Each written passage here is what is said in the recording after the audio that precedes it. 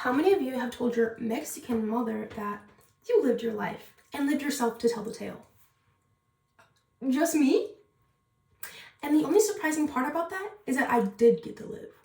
In my defense, it's a very funny story. It's the most memorable part about my first time seeing the ocean, which you would think would be seeing the ocean, especially at the point I had gone my first 12, 13 years of life without ever being able to see it. We were kind of poor, so we couldn't really afford to even leave the state. So seeing the ocean was just absolutely out of the question. But we finally got the opportunity to because we were going to take a road trip down to Florida to see one of my sisters graduate. This is a story of my first time seeing the ocean and the events leading up to me telling my mother that she lived her life. And I guarantee you, in an alternate timeline, those are the last words I ever spoke. So first of all, we're finally on a road trip. We stopped in South Carolina at Myrtle Beach to stretch, eat some lunch, and it was going to be my youngest sister, Alex, and my first time seeing the ocean, which we were so excited for. And then we get out and we see the water, and it's this gross, murky brown color. I thought the ocean was supposed to be blue and clear and pretty, but I guess here the sand and the silt are so light that they're constantly being kicked up by the strong waves and the currents, making the water consistently that brown color. But at that point, I already had my swimsuit on. I was gonna do my best to make the best of the situation. So I start wearily wading into the water, little by little. My mother to my left, my oldest sister Tina to my right, and Alex had the right idea to just stay laid up on the sand. The three of us did not go more than waist deep. I definitely was not going to duck my head under that water.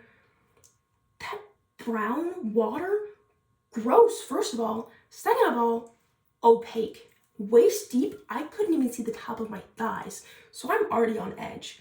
And then to my left, I hear my mother say, "Girls, come look.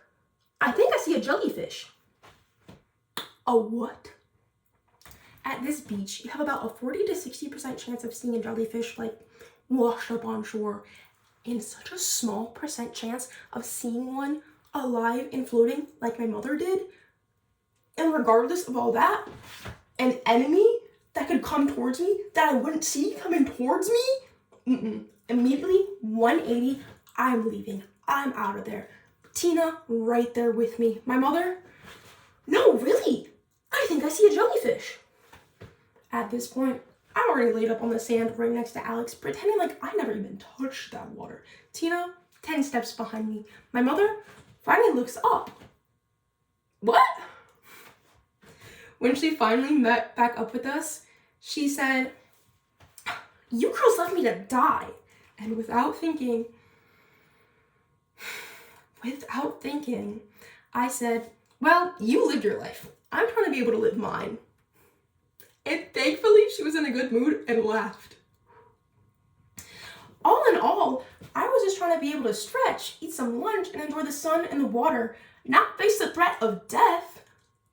I was so excited to finally be able to see the ocean, and I got so disappointed and anxious because of the murky water. I hear jellyfish. I don't want to get stung. I'm booking it out of there. And I clearly did not get my survival instincts from my mother. To this day, she makes me tell the story to anybody that will listen. And thankfully, she still laughs about it. And I'm grateful that she let me live. Thank you. Thank you. And thank you, Mom,